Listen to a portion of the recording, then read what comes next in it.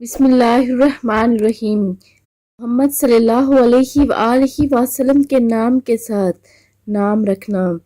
سیدنا جابر بن عبداللہ رضی اللہ تعالیٰ عنہ کہتے ہیں، ہم میں سے ایک شخص کے ہاں بیٹا پیدا ہوا، اس نے اس کا نام محمد رکھا۔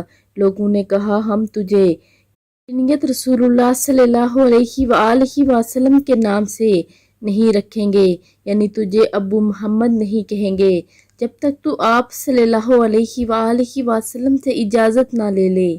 وہ شخص آپ صلی اللہ علیہ وآلہ وسلم کے پاس آیا اور کہنے لگا، میرا ایک لڑکا پیدا ہوا ہے اور میں نے اس کا نام محمد رکھا ہے، تو میری قوم کے لوگ اس نام کی اجازت مجھے دینے سے انکار کرتے ہیں کہ جب تک رسول اللہ صلی اللہ علیہ وآلہ وسلم اجازت نہ دے دیں۔